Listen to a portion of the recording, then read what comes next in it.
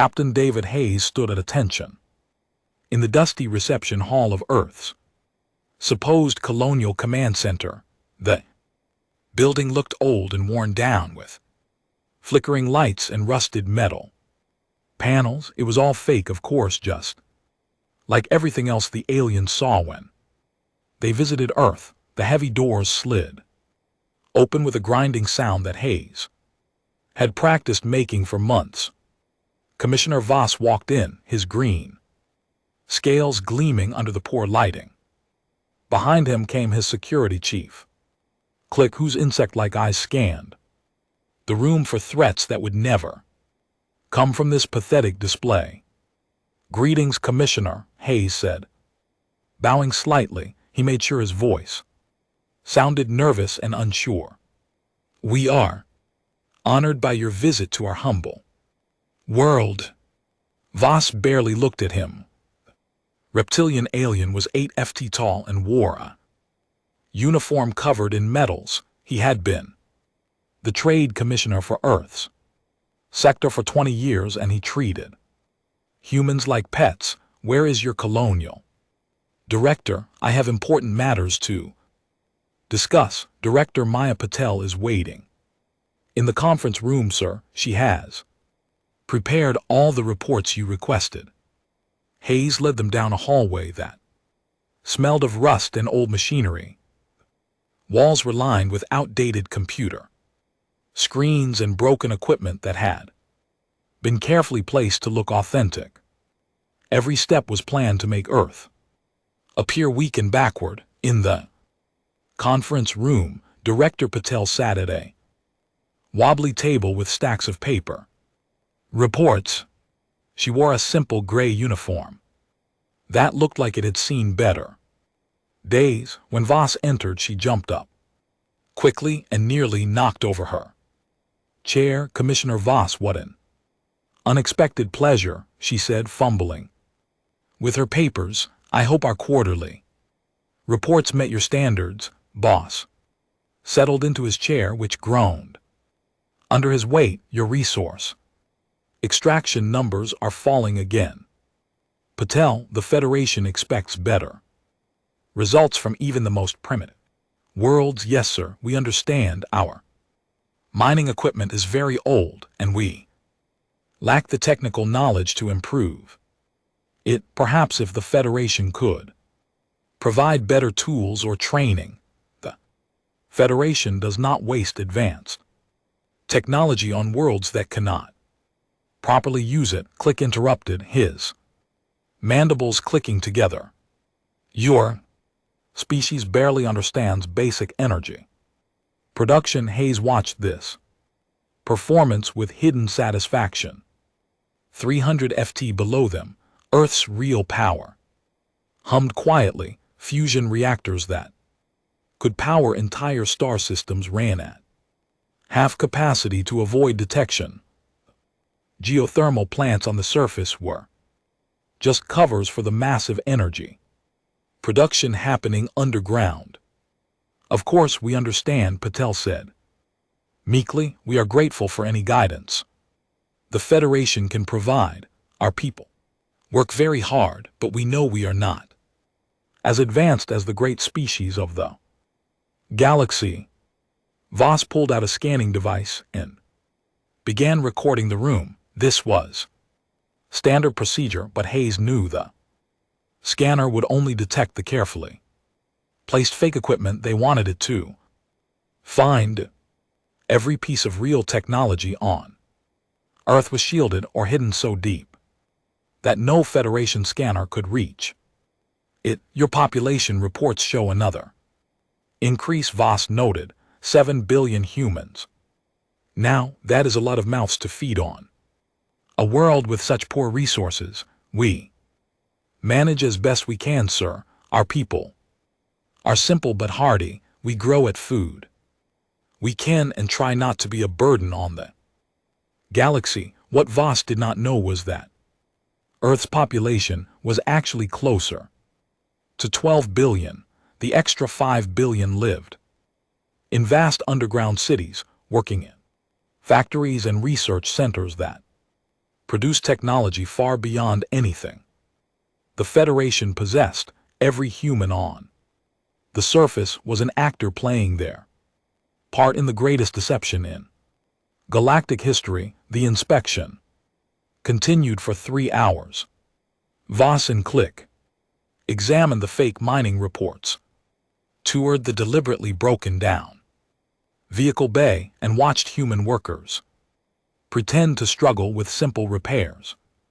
Hayes accompanied them throughout, answering questions with the perfect mixture of ignorance and eagerness too. Please, your orbital stations report.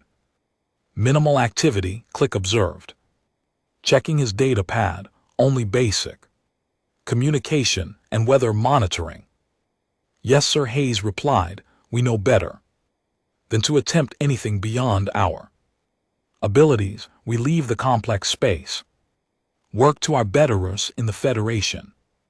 Above their heads, invisible to all Federation sensors, dozens of massive orbital platforms bristled with weapons that could vaporize entire fleets. The communication satellites were actually the most advanced military installations humanity had ever built, powered by technology that made Federation weapons look like stone tools. As the inspection wound down, Boss seemed satisfied with Earth's continued helplessness. Your world remains stable and obedient, which is what the Federation values most. From primitive colonies, continue your current production levels and submit your reports on schedule, of course. Commissioner to serve the Federation. After the aliens left, Hayes maintained his nervous act until their shuttle disappeared from view. Only then did his posture change. The bumbling colonial captain vanished, replaced by a decorated officer of the Earth Space Force. He walked to what appeared to be a broken maintenance panel and pressed his hand against it. The scanner read his genetic signature, and the wall slid away silently, revealing an elevator that descended far below the surface. The elevator dropped for nearly 2 minutes before opening onto a command center that rivaled anything in the galaxy. Hundreds of technicians worked at stations that monitored every ship within 50 light years of Earth. The walls displayed real-time tactical information from across the galaxy, fed by a spy network that had taken centuries to build. Dr. Marcus Webb looked up from his station as Hayes approached. How did they seem today? Same as always, arrogant and blind, boss. Never suspected a thing. Webb nodded and turned back to his screens. Good. Our agent's report increased military activity in 3 sectors. The Federation is planning something big. Hayes studied the tactical displays. Red markers showed Federation fleet movements, while green dots represented human assets scattered across the galaxy. Most of the galaxy saw Earth as a weak, backward world barely worth conquering. They had no idea that human agents had been quietly gathering intelligence for decades, preparing for the day when the masquerade would end. Any word from the deep space monitoring stations? Ask all quiet. The Federation still believes our furthest outpost is the lunar mining base. They have no idea we have installations in 12 different star systems. Hayes smiled grimly. The lunar base was another fake designed to look like humanity's greatest achievement in space. Meanwhile, Earth's real expansion had been hidden so well that the Federation's own maps showed empty space where human colonies thrived. Keep monitoring their communications, Hayes ordered, and send word to all department heads. I want a full readiness report by tomorrow. As he returned to the surface, Hayes reflected on the long game Humanity had been playing. For 300 years, Earth had pretended to be weak, while secretly building the most powerful military force the galaxy had ever seen. The day would come when the Federation would discover their mistake. But by then it would be too late. Above ground, the sun was setting over what appeared to be a struggling human colony. Below ground, the most advanced civilization in the galaxy prepared for war. Ambassador Lisa Torres tried to look small and nervous as she entered the Great Council chamber of New Byzantium. The massive hall stretched upward for hundreds of feet, its crystal walls designed to make visitors feel tiny and unimportant. Representatives from across the galaxy filled floating platforms that moved in slow circles around the central speaking area. She wore the same simple gray uniform that all Earth representatives use when dealing with the Federation. Identification badge marked her as a level 3 colonial representative, which meant she had no real authority. The other ambassadors barely noticed her as she found her assigned seat in the lowest section of the chamber. The Federation Council was in full session today, which meant something important was about to happen. Torres had been monitoring galactic communications for weeks, and all signs pointed to a major policy announcement. She activated a small recording device hidden in her sleeve, knowing that every word spoken here would be analyzed by Earth's intelligence services within hours. General Torres entered the chamber with heavy footsteps that echoed off the crystal walls. The massive bull-like alien stood 12 feet tall and weighed nearly a ton. His brown fur was streaked with gray, and his horns had been polished to a brilliant shine. Behind him walked his aide, a smaller bovine officer carrying a data pad that glowed with official seals.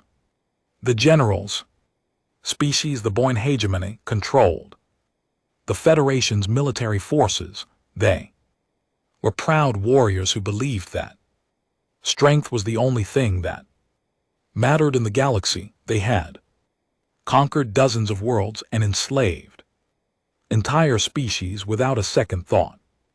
Tension, all representatives. Torres bellowed, his voice carrying easily through the vast chamber. The Federation Council has reached a decision regarding the future administration of primitive worlds. Torres felt her heart rate increase, but she kept her expression blank and confused, like a colonial representative who did not understand the implications of what was happening. Shardprince quartz materialized on his platform, crystalline body catching in, reflecting the chamber's lights. The silicon-based alien appeared to be made of living glass, his thoughts transmitted through patterns of light that danced across his surface. Crystalline Empire controlled most of the galaxy's technology and communication networks. Current system of loose oversight has proven insufficient, Quartz said, his voice ringing like struck crystal. Too many primitive worlds failed to meet their production quotas. Too many species resist proper guidance from their superiors. What is understood immediately where this was heading, but she maintained her act of confused innocence. Around her, representatives from other primitive worlds shifted nervously in their seats. General Torres activated a holographic display that showed the galaxy's spiral arms. Red markers appeared on hundreds of worlds, including Earth. Effective immediately.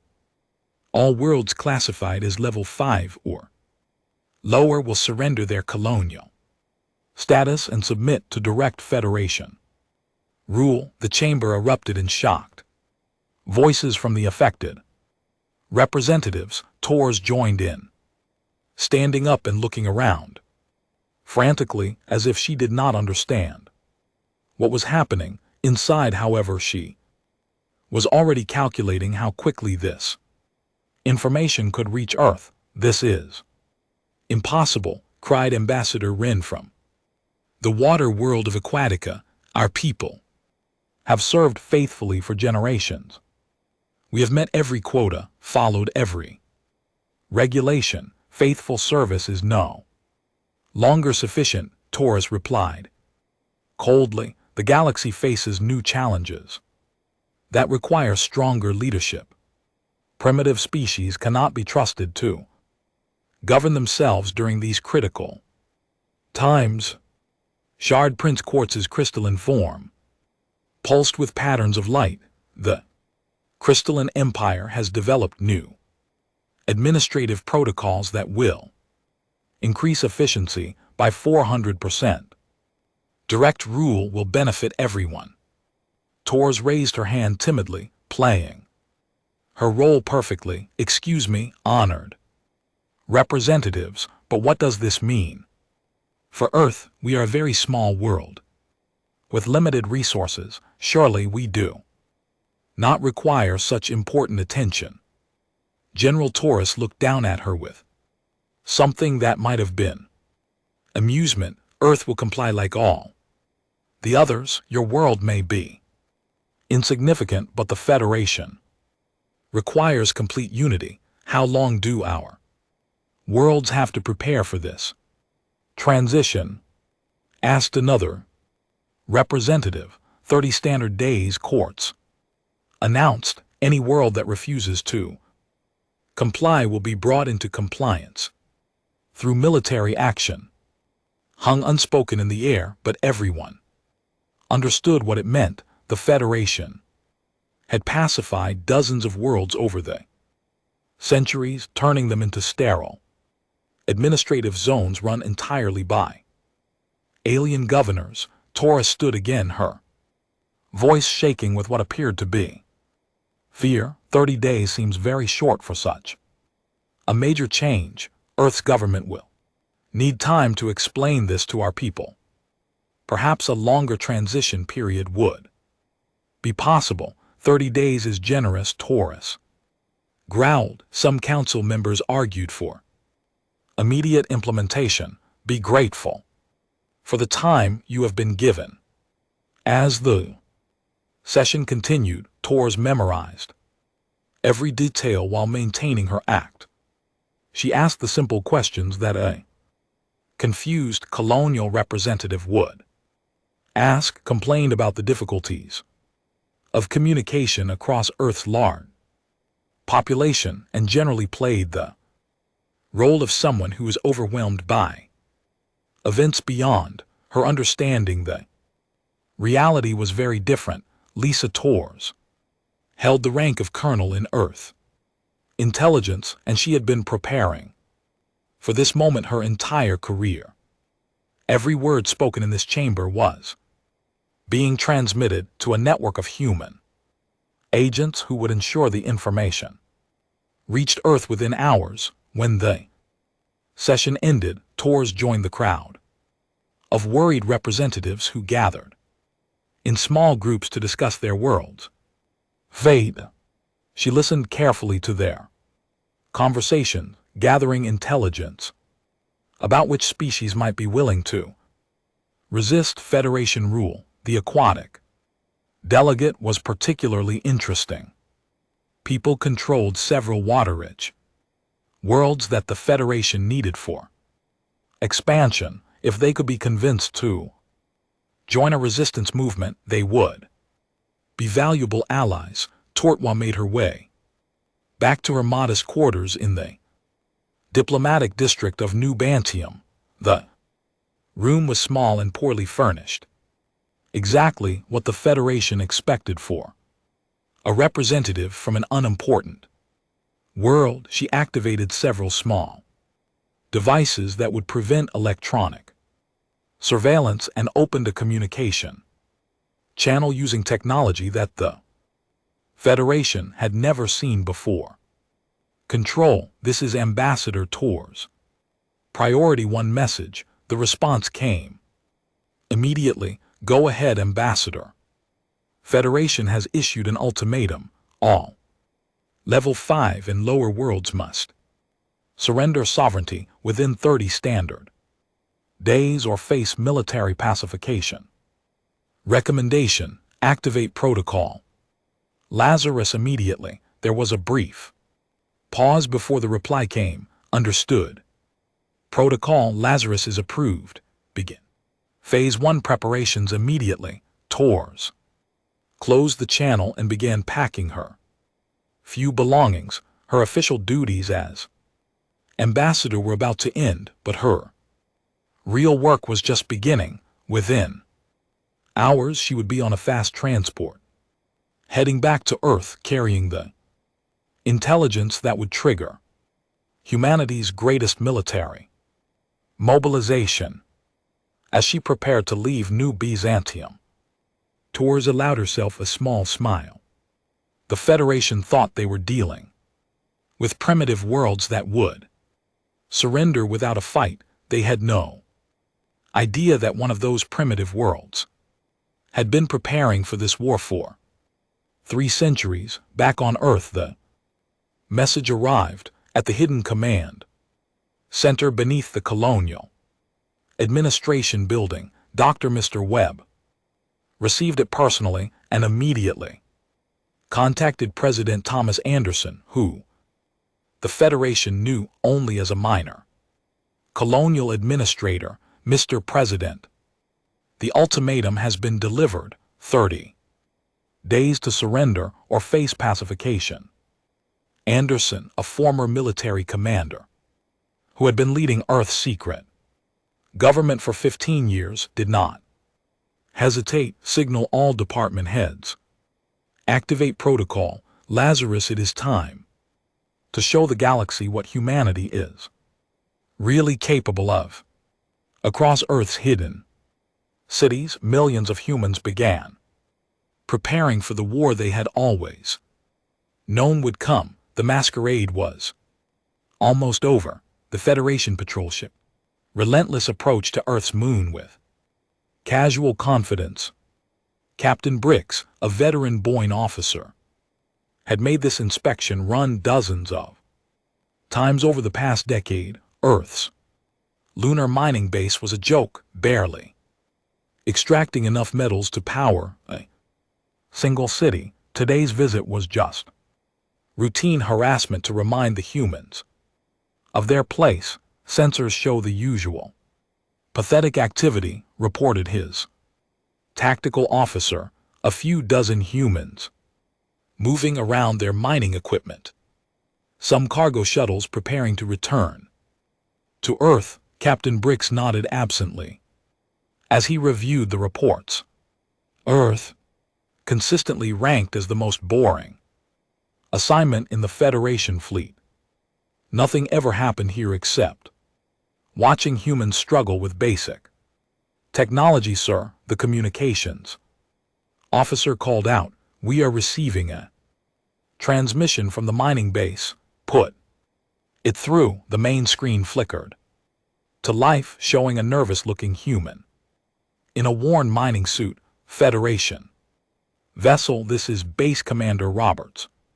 We were not expecting an inspection today. Our facilities are not prepared for official visitors. Since when do we need permission to inspect Federation territory? Brix growled. Prepare for boarding. Of course, sir. We will lower our shields and prepare docking bay 2 for your arrival. Brix cut the transmission and turned to his crew. Standard inspection. Check their production numbers. Make sure they are not hiding anything valuable and get back to the ship. This should take an hour at most. What Captain Brix did not know was that Base Commander Roberts had just sent a coded signal that would change everything. Deep beneath the lunar surface, Admiral Rachel Kim received the message in the primary Command Center of the Soul Defense, Grid. Federation inspection, vessel approaching. The fake mining base, she announced her. Staff, all stations prepare for protocol. Lazarus activation, this is not a drill. The hidden command center was vast, carved from solid rock and lined with the most advanced technology humanity had ever created. Hundreds of officers worked at stations that monitored every ship within 100 light years of Earth. The walls displayed tactical information that would have amazed the Federation's best strategists. Admiral called Commander Torres, who had returned from New Bantium just hours earlier. All deep space stations report ready. The fleet is in position. Admiral Kim nodded grimly. She had spent 30 years preparing for this moment, rising through the ranks of Earth's secret military while maintaining her cover as a civilian mining engineer. The greatest deception in galactic history would finally end. Begin Phase 1, she ordered. Bring the Soul Defense Grid online throughout the solar system. Invisible installations began to reveal themselves. What the Federation had cataloged as communication satellites suddenly showed their true nature as heavily armed weapons platforms. Asteroid mining operations that had seemed barely functional activated. Massive particle beam arrays, even the space debris that cluttered Earth's orbit was revealed to be camouflage. Defense drones on the lunar surface. The fake mining base began to transform. Metal panels slid away to reveal weapon emplacements that had been hidden for decades. The worn down buildings expanded as camouflage sections emerged from underground. Within minutes, the pathetic mining operation became a fortress that bristled with enough firepower to destroy a fleet. Captain Brix watched in shock as his sensors registered impossible readings. What is happening? Those weapon signatures cannot be correct, sir. We are being targeted by over 200 separate weapon systems. His tactical officer reported, his voice shaking. Energy readings are off the scale. The main screen activated without any input from Brix's crew. Admiral Kim appeared wearing the dark blue uniform of the Earth Space Force. Behind her, command center buzzed with activity as officers coordinated the largest military operation in human history. Captain Brix of the Federation vessel Relentless Kim said calmly, I am Admiral Rachel Kim of the Earth Defense Force. You are ordered to surrender your vessel immediately. Brix stared at the screen in confusion. This is impossible. Earth has no space force. You are a primitive world with no military capabilities. Captain, you have been deceived for 3 centuries, but you see around you is only a small part of Earth's true capabilities. Stand down your weapons and prepare to be boarded. This is some kind of trick. Brix snarled. The Federation has complete intelligence on this system. Earth cannot hide a military force. Kim smiled coldly. The Federation's intelligence is exactly what we wanted you to believe. Your ships have been studying our decoys while our real installations remained invisible. Every report you have filed, every sensor scan you have taken has been carefully managed to show you exactly what we wanted you to see. On Earth's surface, the masquerade was ending everywhere at once. The geothermal plants that had powered the planet for decades revealed their true nature as the most advanced fusion reactors in the galaxy.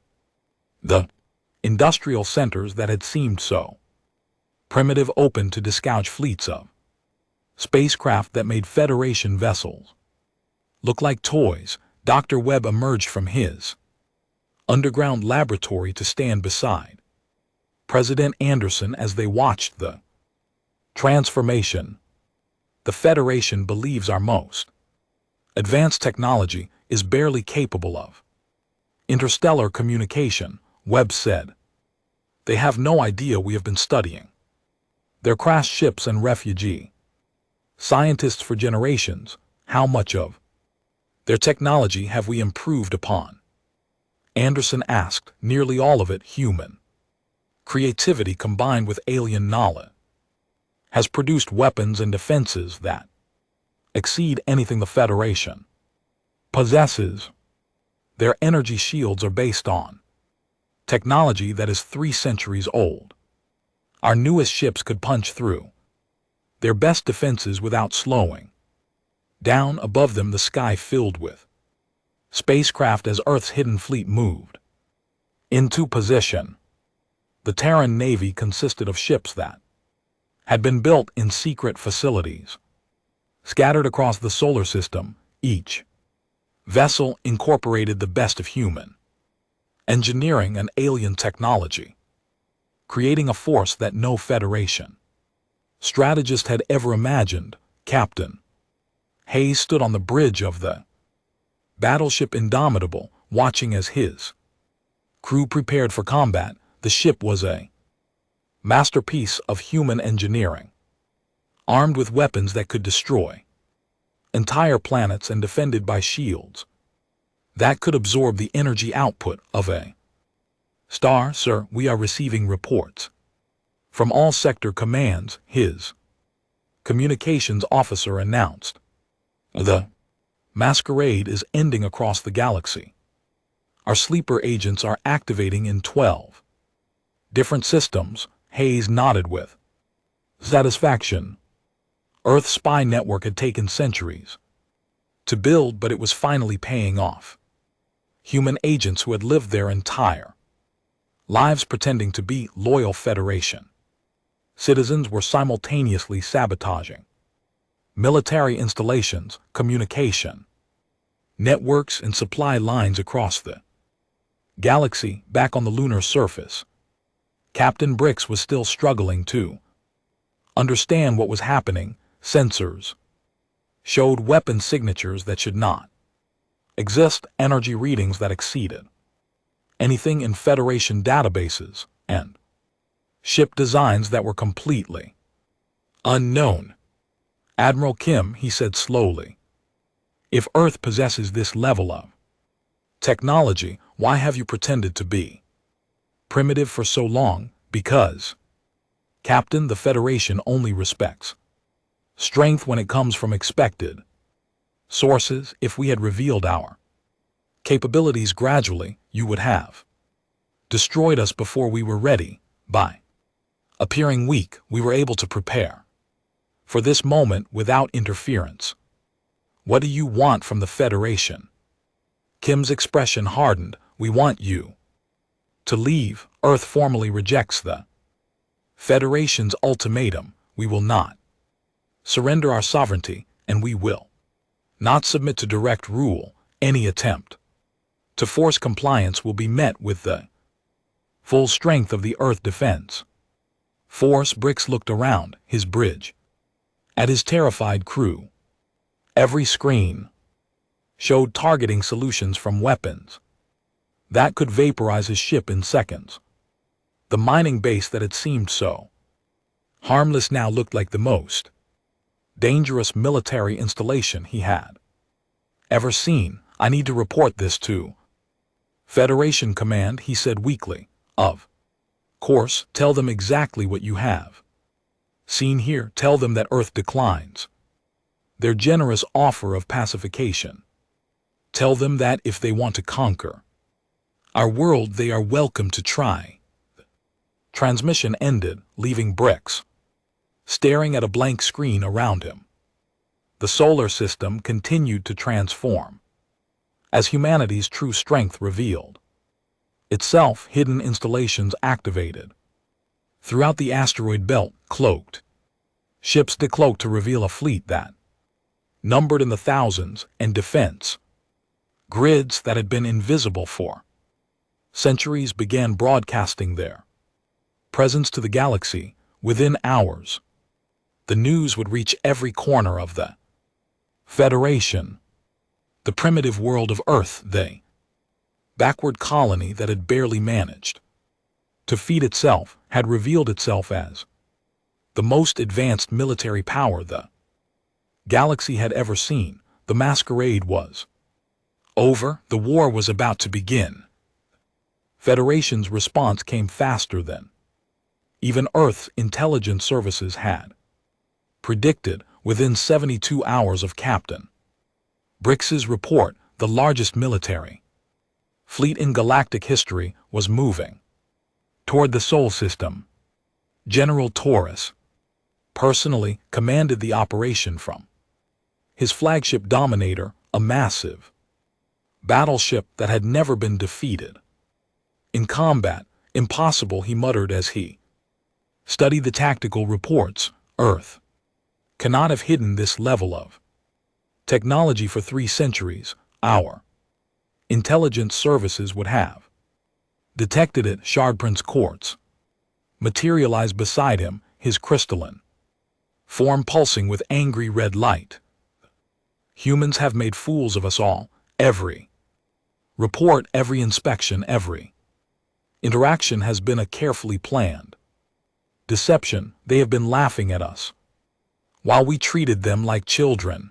The combined fleet consisted of ships from 12 different species, all united under Federation command. The Boyne hegemony provided the heavy assault vessels, massive ships designed to break through the strongest defenses. The crystalline Empire contributed energy weapon platforms that could melt entire continents. Smaller species added fast attack craft and support vessels, reported Commander Horntaus's chief tactical officer. Our scouts report that the Sol system is heavily fortified.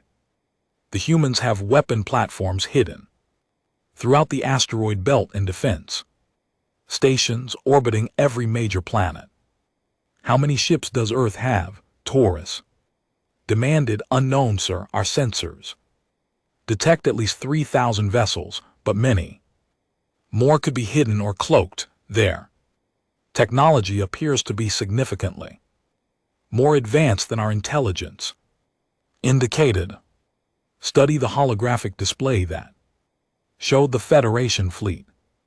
8,000 ships, the combined might of the galaxy's most powerful military alliance. Surely no single world could stand against such a force, no matter how advanced their technology in the Sol system. Admiral Kim watched the approaching fleet from her command center. The massive Federation armada was impressive, but Earth had been preparing for this exact scenario for centuries. Every human ship captain had trained for this battle. Every defense platform had been designed to face overwhelming odds. Admiral reported Captain Hayes from the bridge of the Indomitable. All fleet units are in position. The enemy will reach the outer system in 6 hours. Very good, Captain.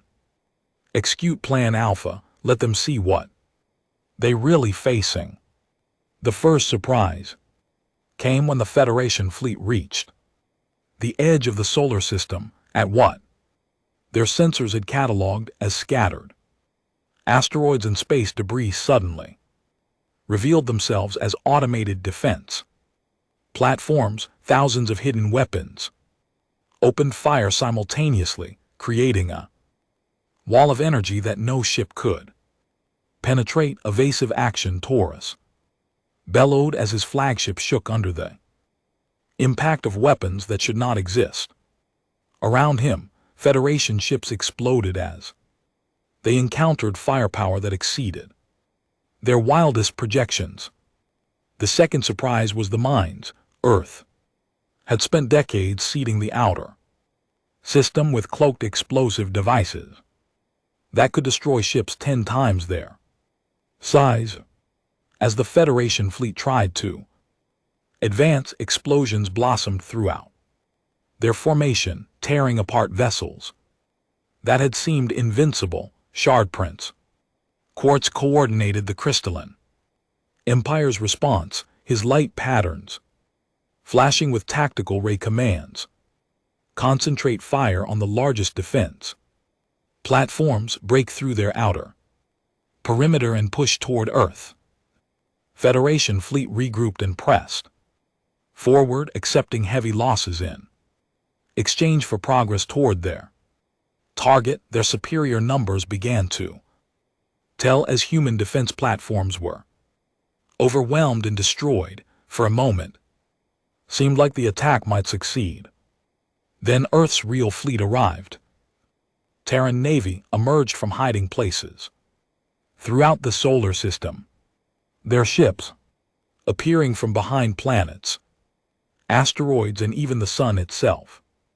Admiral Kim had positioned her forces perfectly, allowing the Federation to commit to their attack before revealing the true scope of Earth's military power. Captain Hayes led the counterattack from the Indomitable, his massive battleship cutting through Federation lines like a sword through paper. The human vessel was armed with weapons that made Federation technology look primitive, and its shields could absorb punishment that would destroy any alien ship. Target their command vessel, Hayes ordered. Show them what happens when they threaten Earth's Indomitable's main weapons fired, sending beams of pure energy across space to strike General Taurus's flagship. The Dominator's shield, the most advanced defensive technology the Federation possessed, lasted less than 3 seconds before collapsing completely. Impossible, Taurus whispered as his ship's hull began to buckle under the assault. No weapon should be able to penetrate our shield so easily. Around the solar system, the battle raged with an intensity that had never been seen before. Federation ships that had conquered dozens of worlds found themselves outmatched by human vessels that moved faster, hit harder, and survived longer than anything they had ever faced. The turning point came when Earth revealed its secret weapon, the research station hidden in the sun's corona, activated, emerging from the star's surface like a metal flower blooming in the flames. The solar energy collector had been building power for 50 years, and now it unleashed that stored energy in a single devastating attack. The beam of concentrated solar energy swept across the Federation fleet, destroying hundreds of ships in seconds. Even the largest battleships were reduced to glowing debris as the power of a star itself was turned against them. Retreat, Taurus ordered, his voice breaking with shock and fear. All ships withdraw to the outer system immediately. Was not finished. As the Federation fleet tried to escape, human ships pursued them, their advanced engines allowing them to overtake vessels that had seemed impossibly fast. The retreat became a rout as Federation ships were hunted down and destroyed throughout the solar system, across the galaxy. Earth's sleeper agents activated simultaneously. Human spies who had lived their entire lives in Federation territory revealed themselves as they sabotaged military bases, communication networks, and supply lines. The Federation's war machine, which had seemed unstoppable, began to fall apart from within. On the water world of Aquatica, Agent Maria Santos emerged from her cover as a marine biologist to destroy the Federation's main communication relay. On the industrial world of Forge Prime, Agent Robert Chen used his position as a factory supervisor to sabotage the production lines that built Federation weapons. The coordinated attacks were devastating. Within hours, the Federation lost contact with half of their military installations. Supply ships carrying ammunition and fuel were destroyed or captured. Even the great shipyards that built Federation vessels were crippled by sabotage. Shard prints. Courts watched as Empire's communication network collapse in real time. How did they do this? How did they place agents in every major installation without our knowledge? The answer was centuries of patient planning. Earth had been sending volunteers to live deep undercover lives throughout the galaxy, accepting any job that would give them access to Federation infrastructure. They had married alien spouses, raised alien children, and lived as loyal Federation citizens while secretly preparing for this moment. Back in the Sol system, the Federation fleet was in full retreat. General Taurus's flagship, badly damaged, tried to regroup his forces at the edge of the system. Of the 8,000 ships that had begun the attack, less than half remained operational. Admiral Kim, he transmitted, his voice heavy with defeat. I request a ceasefire. To negotiate terms, Kim appeared on his main screen, her expression cold and determined. The only terms are complete withdrawal from the Sol system in recognition of Earth's independence. Any attempt to return will result in the total destruction of your fleet. You cannot seriously believe that one world can stand against the entire Federation. Taurus protested. General, you have just witnessed the destruction of the largest military force in galactic history by a single human fleet. Your ships are burning.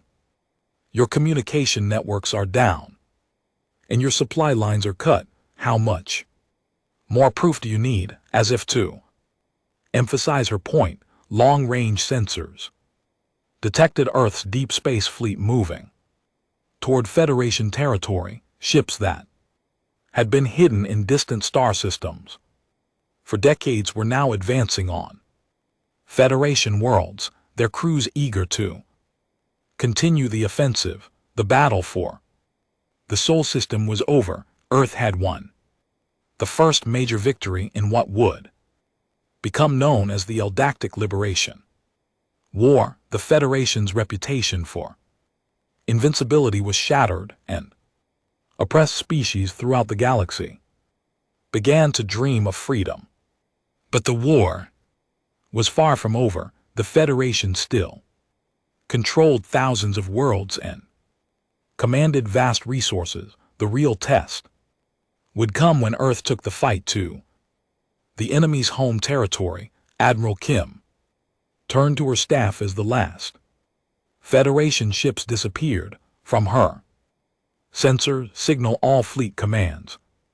Phase 2 begins now. We take the fight to them. 6 months after the Battle of Sol, the Federation capital, world of New Bantium, had never looked more vulnerable. The great crystal towers that had once symbolized galactic unity now stood dark and lifeless, their communication networks severed by continuous human sabotage. In the Grand Council chamber, where Earth had once received its ultimatum, emergency sessions ran day and night as the Federation leadership struggled to understand how their empire was falling apart. President Thomas Anderson stood on the bridge of the Earth's flagship Liberation, watching as the combined human fleet approached New Bantium. The massive vessel had been built in the hidden shipyards of Jupiter, its hull gleaming with armor that could withstand the energy output of a star. Around it, over 5,000 Earthships moved in perfect formation, their crews ready for the final battle of the war, sir, reported Admiral Kim from her command station.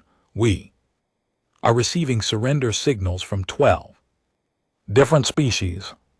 The Aquatic Alliance, the Silicon Confederacy, and the Methane Collective have all agreed to join our coalition. Anderson nodded grimly. The war had spread far beyond what anyone had expected. Earth's victory at Seoul had inspired dozens of oppressed species to rebel against Federation rule. What had begun as an attempt to conquer a single world had become a galaxy-wide revolution. What about the core Federation species? Anderson asked.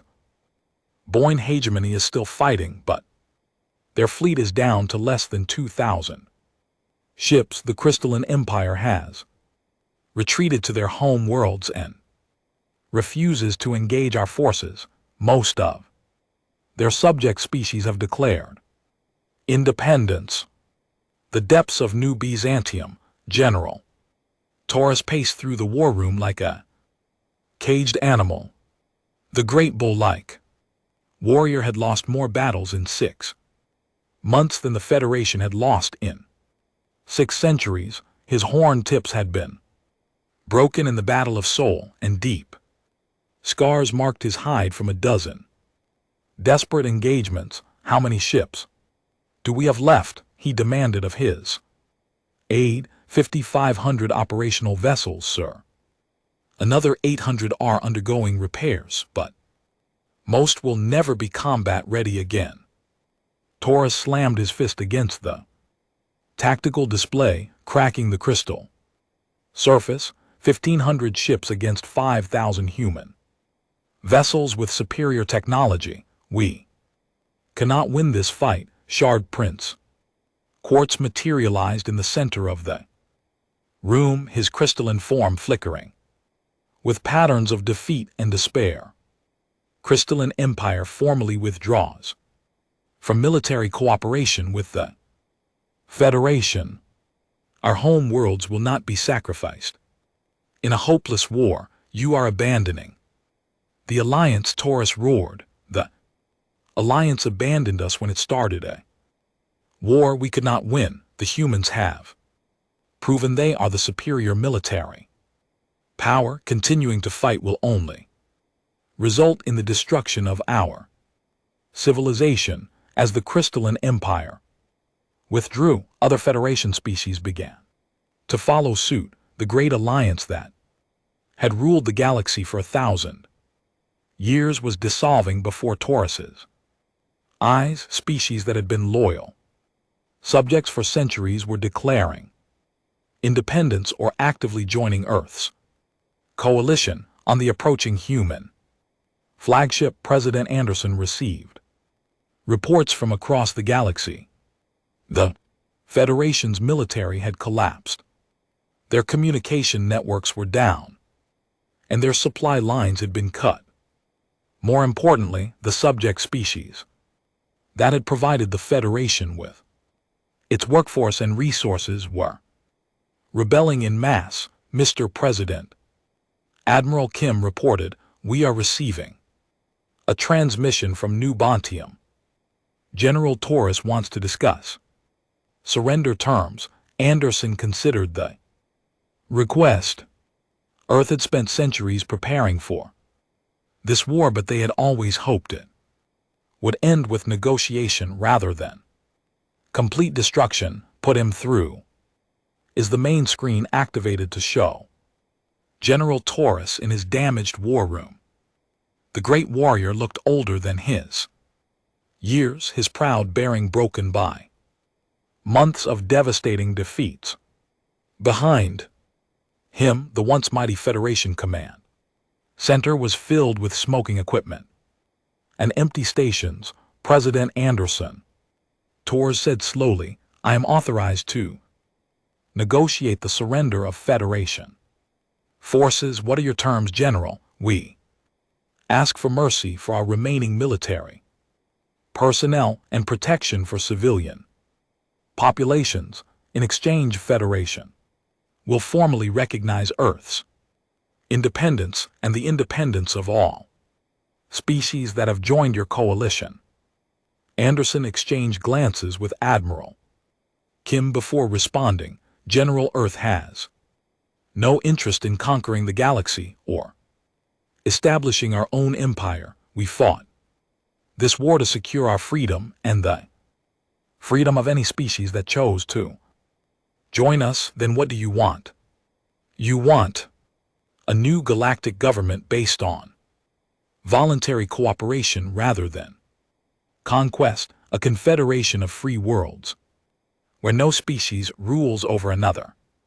Torres stared at the screen in confusion. In his experience, the winner of a war always demanded tribute and territory from the loser. The idea of a voluntary confederation was completely alien to his understanding of galactic politics. You would give up the chance to rule the galaxy. General Earth never wanted to rule the galaxy. We just wanted to be left alone to govern ourselves. This war happened because the Federation could not accept that some species prefer independence to subjugation.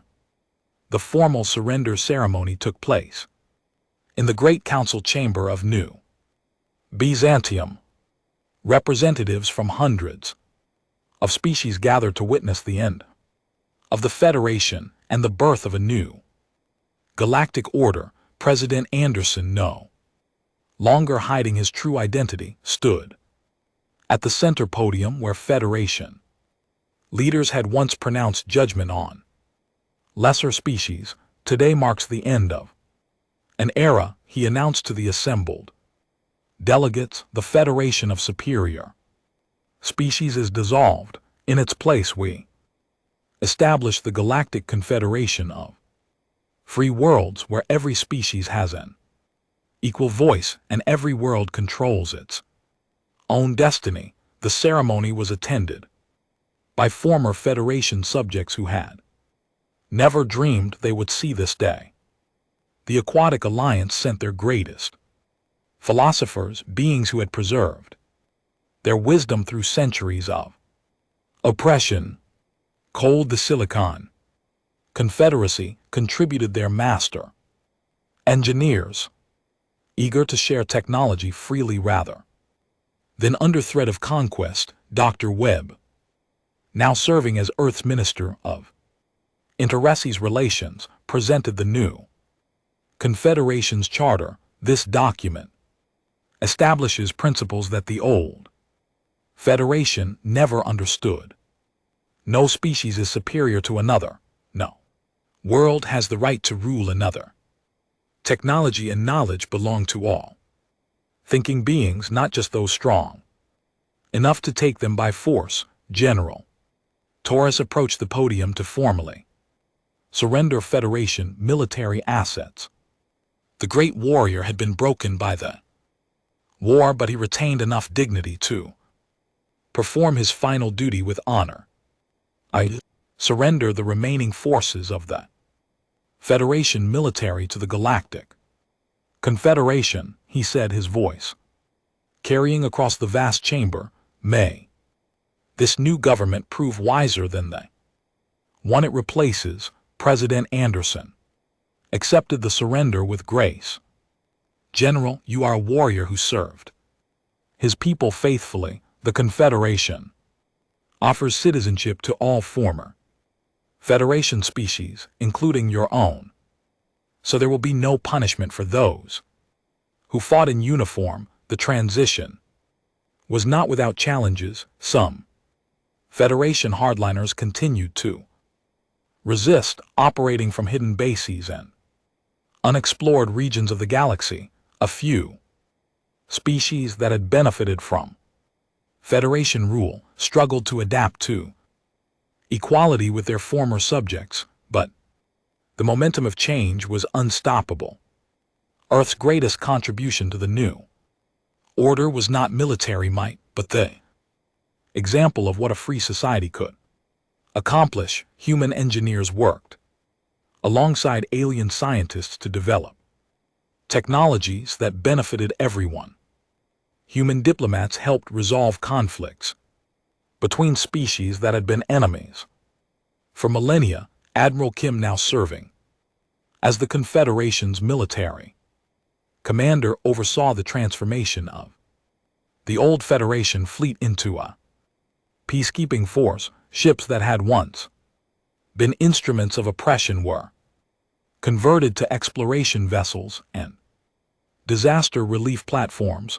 The galaxy is large enough for everyone, she announced at the military reorganization ceremony. Our new mission is not conquest but protection. We defend the freedom of all species to chart their own course among the stars. Captain Hayes commanded one of the new exploration fleets, leading mixed crews of humans and aliens into the unexplored regions beyond Federation space. His ship, the New Horizon, had been designed for discovery rather than destruction, its weapons replaced with scientific instruments and diplomatic facilities. The transformation of the galaxy took years, but the results exceeded everyone's expectations. Trade flourished between species that had been kept artificially separate by Federation policy. Scientific advances accelerated as researchers shared knowledge freely, but art and culture bloomed as different species learned from each other. On Earth, the hidden cities finally opened to the surface. Billions of humans who had lived their entire lives underground emerged to see the sky and feel natural sunlight. The Great Deception was over. President Anderson, now elected as the first Secretary General of the Galactic Confederation, reflected on the transformation during the 5th anniversary celebration. Representatives from over 3,000 worlds had gathered on New Bontium, which had been renamed Unity to symbolize the new order. 5 years ago, the galaxy was ruled by fear, he told the assembled delegates. Strong species dominated weak ones, and progress came only through conquest. Today, we have proven that cooperation is stronger than domination, and that freedom is more powerful than oppression. Dr. Webb, watching from the audience, smiled as he remembered the long years of preparation and deception. Earth had acted powerless to protect itself from a galaxy that only respected strength, but in the end, humanity's greatest strength had been the patience to wait for the right moment to reveal the truth. The masquerade was over. The galaxy was free, and Earth had finally found its place among the stars, not as a conqueror, but as a liberator who had shown the universe a better way to